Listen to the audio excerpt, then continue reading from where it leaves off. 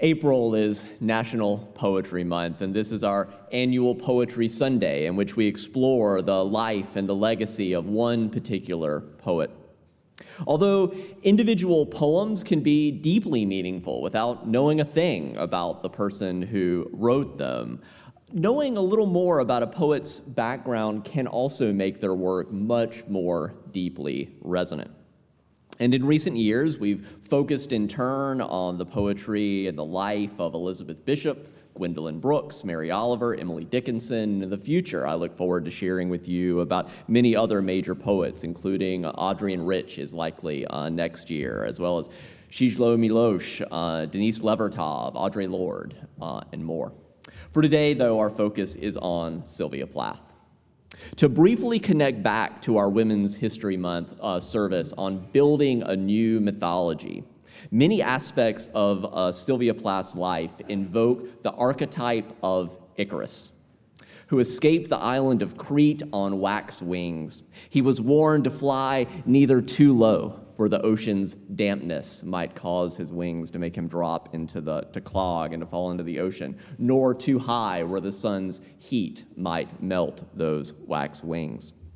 Born in 1932, when many people thought that women weren't supposed to fly high, nevertheless, she persisted. She kept spreading her wings, especially through her writing, trying to touch the sun, seeing how far she could go. And also, like Icarus, she was ultimately brought low from her lifelong struggle with depression, which was exacerbated both by life circumstances and by the crushing sexism of her time. She died at the age of 30 on February 11th, 1963. That same morning of February 11th, 1963, only a mile and a half away from her flat in London, the Beatles arrived hours later to begin recording their very first album. And I mention that timing to underscore that at the time of Plath's death, the 60s, as we have come to think of the 60s, hadn't really started yet. They wouldn't really start till the next year. Betty Friedan's The Feminist Mystique, the book that helped really catalyze second-wave feminism, that wasn't published until a week after Sylvia Plath died, a book that I think could have been deeply moving and powerful for her. Dr. King wouldn't make his I Have a Dream speech until that August. JFK wasn't assassinated until that November. If Plath were alive today, she would be 90 years old. I mean, she should still be with us. I wish we had the opportunity to experience all that she would have done and written over the last 60 years.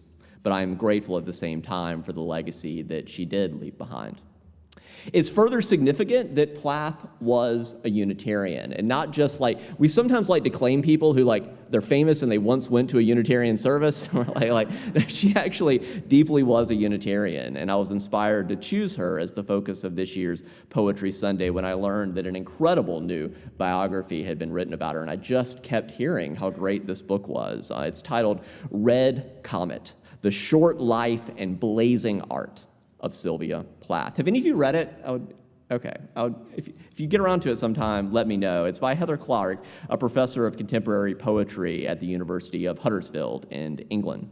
The New York Times Book Review named it as one of the 10 best books of 2021, and that's even more so because they picked 5 books of fiction and 5 books of nonfiction, so it was one of the top 5 nonfiction books written last year. So if this service leaves you curious to learn more, you can learn a whole lot more from that book, not for the least of which reasons that it is very close to 1,000 pages long.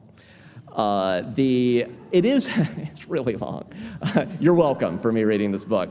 But actually it's very fascinating and very well written, though there were a few times when I was like, I don't need quite this much detail on Sylvia Plath, but it was interesting. If you want something shorter, this also motivated me to finally read The Bell Jar. How many of you have read her novel? Okay, I see a few more hands. I'd be interested either online or you can say in the chat if those of you have read The Bell Jar. It has a real kind of feminism meets Catcher in the Rye vibe. There's also her collected poems, for which she was posthumously awarded the Pulitzer Prize, or you can check out her much shorter selected poems. I like some of her poetry. I find her prose extremely gripping, and that was actually that's when she was gonna plan to write novel after novel. So it was what she had planned to do before she tragically died. For now, though, to begin to share with you some of Plath's story, she was born in 1932, 3 years into the Great Depression. And although it was a hard time, she was a precocious child, and in response to her mother read to them, she and her brother, a lot. She was actually reading and writing by the age of 5. And in 1940, when she was only 8 years old, she experienced a major early loss. Her father died of complications due to undiagnosed diabetes. Her father was a well-respected biology professor at Boston University, but he was highly resistant to going to the doctor, and by all indications, he died unnecessarily of a condition that could have been easily treated. Despite the devastation of her father's death, she continued to write, and only a few months later, at the age of 8, she had her first publication, a poem titled Poem. It was published in the Boston Herald. I will not read it to you. It's not very good. But she was 8. It's wonderful for 8. Years later, while in college, Plath wrote a poem about her father's death that played on the fact that one of his major publications was about bees as a biology professor, and he died of a cause that in most cases are minor, like a bee sting. So I invite you to hear an excerpt of that poem titled Lament.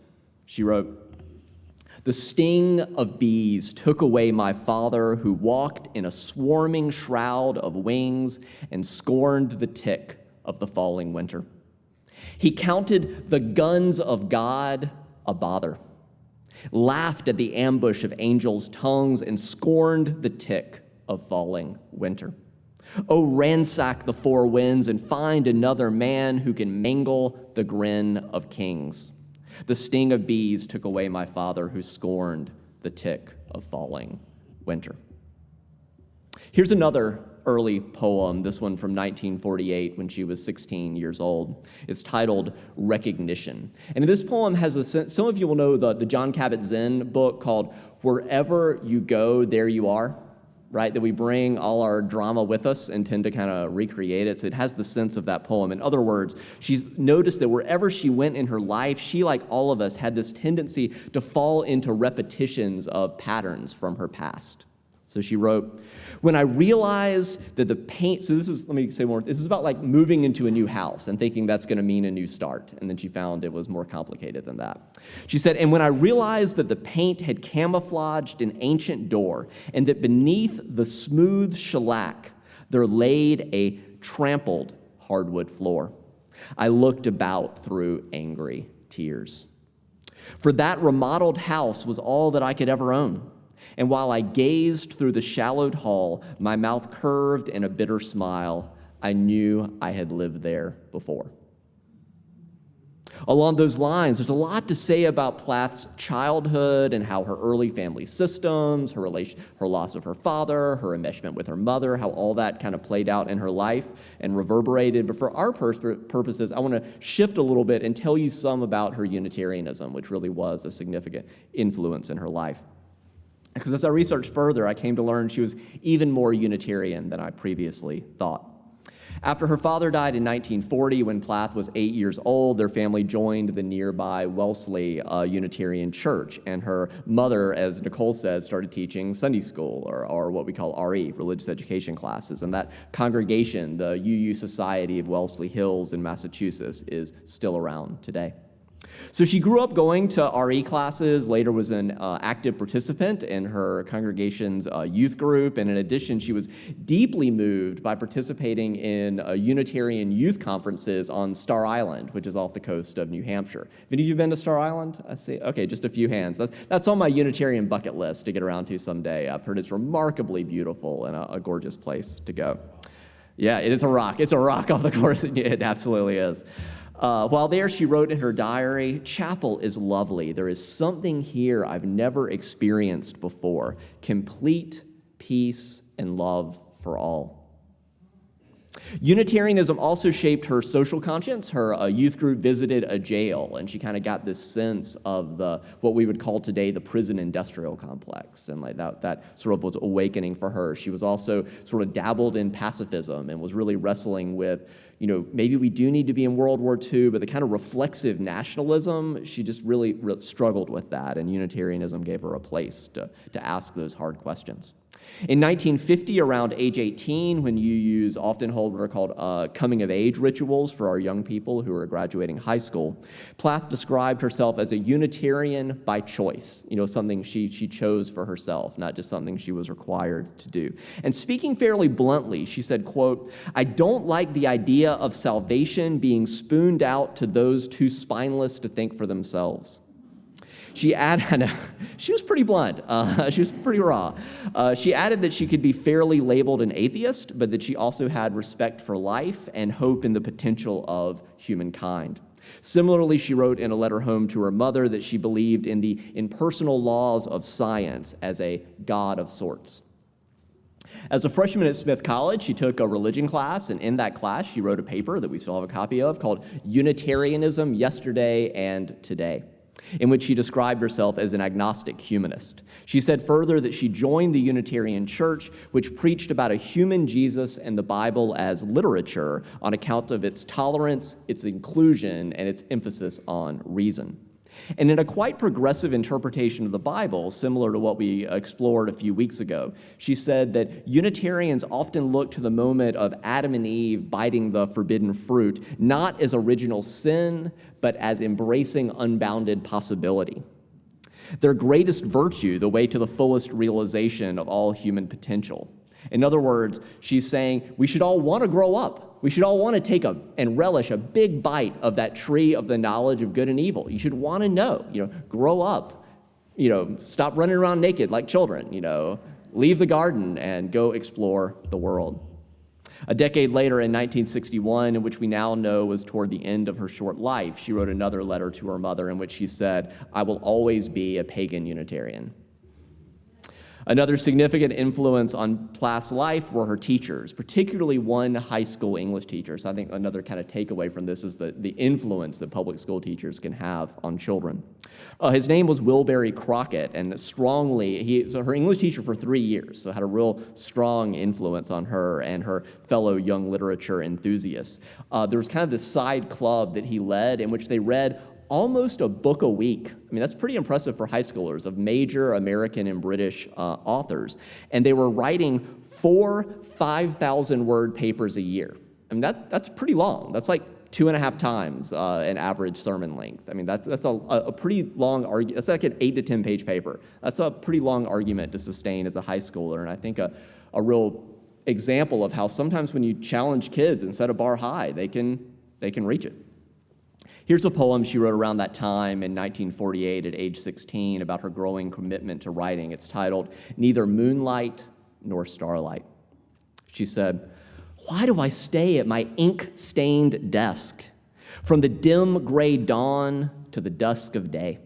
Why do I linger in the loneliness of this bleak place when I could be bathing in moonlight, in starlight, or the spilling gold of the sun?"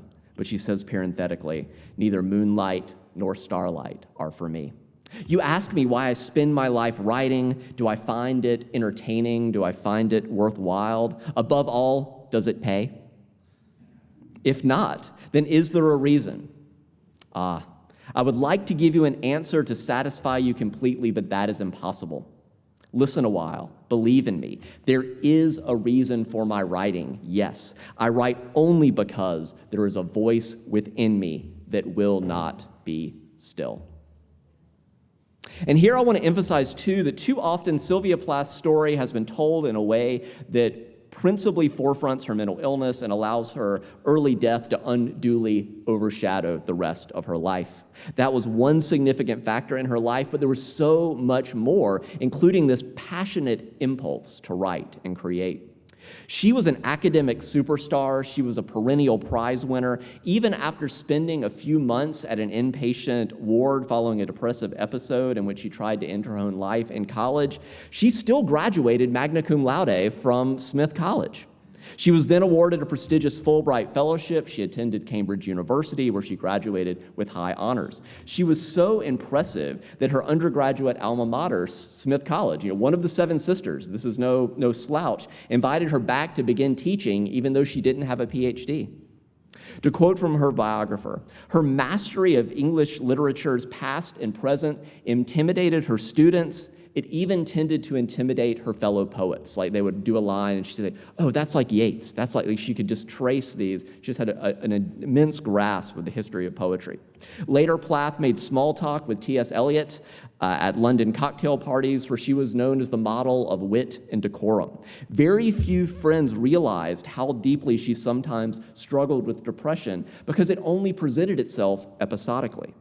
In college, she aced her exams, drank in moderation, dressed sharply, was known to date Yale men and men from Amherst. She struck most as the proverbial Golden Girl. In retrospect, it is clear that a major contribution to her premature death was that she was failed by the sexist mental health institutions of her day. To put the point sharply, it seems unlikely that her psychiatrist would have recommended shock therapy on a brainy but depressed Yale man after just 2 outpatient sessions.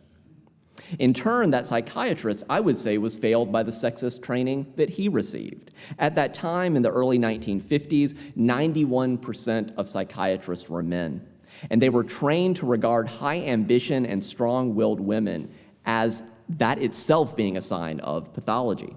And women who refused to function domestically in terms of cleaning, cooking, childcare, shopping, when they returned home, that was often seen, oh, they need to be recommitted. This is, of course, what Betty Friedan was writing about in the Feminist Mystique. Plath famously wrote about her experience in a very lightly fictionalized way that left a lot of her publishers worried they were going to get sued of how lightly fictionalized it was in The Bell Jar. In 1956, at age 23, Plath married the British poet Ted Hughes. Although her posthumous fame has eclipsed his, he is quite well known in his own right, especially at the time, and is remembered as one of the 50 greatest British writers since 1945. Here's just the opening of a long poem she published in 1958 in The New Yorker during the early years of her marriage. It's titled Mussel Hunter at Rock Harbor. I come before the water. Colorists came to get the good of Cape Light that scours sand grit to sided crystal and buffs and sleeks the blunt hills. Of the 3 fishing smacks beached on the banks of the river's backtracking tail. In early 1960, at age 28, which we know in retrospect was entering into the final 2 years of her life, but at the time there were many reasons for happiness, for hope. She had married a brilliant poet. She was soon to become a mother. She had found a charming flat in central London. She had just signed a contract for her own first poetry book. And 2 years later, if she'd had just a little more support, if she hadn't been so scarred from her previous mistreatment at the hands of mental health professionals of the time, I really think her life could have gone differently. I invite you to hear some of the title poem from that first poetry collection, The Colossus, which is about a number of things, but perhaps most centrally about her anger at her lost father. I shall never get you put together entirely. It's like Humpty Dumpty, right? I shall never get you put together entirely, pieced, glued, and properly jointed. Mule bray, pig grunt, and bawdy cackles proceed from your great lips. It's worse than a barnyard. Perhaps you consider yourself an oracle, mouthpiece of the dead or some god or other. 30 years now I have labored to dredge the silt from your throat. I am none the wiser. To say a little bit about her marriage, it was in some ways quite progressive for the time, although there was often some very hurtful parts, including some domestic violence. And it mostly was Ted toward her, but she also, toward the beginning, she bit his cheek early on, left a mark that was there for a month. There was a lot going on in that marriage. But in some ways it was quite progressive for the time. Ted was in the room the whole time for the birth of both their children. That was quite unusual then. Also, atypically, they split the childcare to give one another undistracted writing time. But Plath did, however, end up with a vastly disproportionate share of the household chores. So he helped with childcare, but not like cleaning and cooking. As their marital strife increased, eventually breaking on the rocks of Hughes blatantly having an affair, she channeled her rage into writing, and I'm sure that Freud would have had a field day that her father was a biologist and her husband had a very strong interest in zoology. And I'll read just a part of a poem she wrote about Hughes, playing on all that, titled Zookeeper's Wife. The subtext is very thinly veiled in this poem. You checked the diet charts and took me to play with the boa constrictor in the fellow's garden. Sometimes a snake is just a snake. Anyway, okay. I pretended I was in the tree of knowledge. I entered your Bible. I boarded your ark with the sacred baboon in his wig and wax ears and the bare-furred bird-eating spider clamoring around its glass box with 8-fingered hands. I can't get it out of my mind. How our courtship lit the tindery cages. Your 2-horned rhinoceros opened a mouth dirty as a boot sole and big as a hospital sink for my cube of sugar. Its bog breath gloved my arm to the elbow. The snails blew kisses like black apples. Nightly now I flog apes, owls, bears, sheep over their iron stile, and still don't sleep. And related to Danielle's spoken meditation, so it's actually, I'm actually reading you her poem. If any of these, I'm actually not even touching her truly raw and controversial stuff, which you can go out there and read for yourself. That was fairly raw but veiled. She has a lot of just unveiled poems, and you can check those out for yourself. And related to Danielle's spoken meditation earlier about the support that communities like UUCF can offer us at their best, it is haunting in March of 1962, at what we now know was near the beginning of the final year of her life, to read that she was moved to tears, that a friend happened to find a sermon when they went to a Unitarian congregation. They found that sermon moving, thought Plath might appreciate it, and mailed it to her. And receiving that sermon, she was moved to tears and wrote back, I'd really be a churchgoer if I was back in Wellesley or America. The Unitarian Church is my church. How I miss it. There is just no choice here. And of course there is Unitarian, but it's British Unitarianism is very, very different from American Unitarianism. Her life, again, really could have gone differently if she'd been just a little less isolated in that terrible winter of 1963. And it makes me think of, what if she'd been part of a community that sang songs like our opening hymn, right? How could anyone ever tell you you were anything less than beautiful? How could anyone ever tell you you were less than whole? How could anyone fail to notice that your loving is a miracle and how deeply you're connected to my soul? That's what she needed and didn't have. At the same time, and she reached out to women writers and just was rebuffed, she just didn't have any community. At the same time, there were periods in that final year when she reached her greatest heights of productivity. It had groundbreaking creativity. In October of 1962 alone, she wrote almost a poem a day, and not just she wrote a poem, incredible landmark poetry. That month alone has been called one of the most extraordinary literary outpourings of the entire 20th century. The poems from this final period are posthumously published as her Ariel poems. The title of Heather Clark's formidable biography, Red Comet, is drawn from a poem written during this time titled Stings. I'll read you just the final 2 stanzas. They thought death was worth it, but I have a self to recover, a queen. Is she dead? Is she sleeping? Where has she been with her lion-red body and her wings of glass? Now she is flying more terrible than she ever was.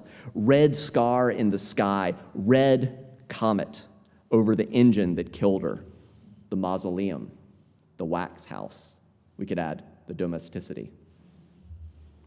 It's not a coincidence that Plath's death from depression and suicide happened on the very same day she was scheduled to re-enter an inpatient mental health facility. Whereas many people today have received immense help from inpatient mental health care, Plath clearly had PTSD from the mistreatment she had received the first time. Heightening the tragedy, there was actually, the facility she was scheduled to enter had just opened a new ward that was quite progressive. It might have actually given her the care that she needed, but she really didn't know about that. She knew really of the previous terrible reputation this hospital had and why they had opened this new ward. She just didn't have the trust that it would go well. She was deeply scarred and feared that her horrific experience during college would just be repeated.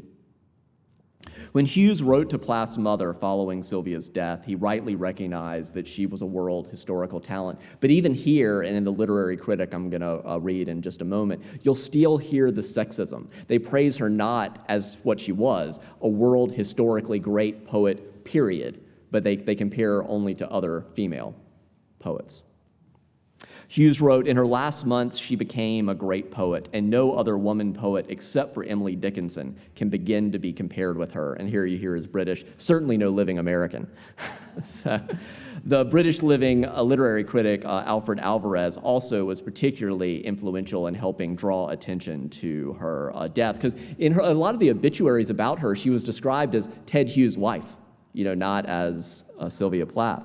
So, and he said, "In the last months, she has been writing as though possessed. She is clearly a genius," he said, "and her recent poetry represents a totally new breath in modern verse and establishes her as the most gifted woman poet of our time. Still," he said, "the loss to literature is inestimable."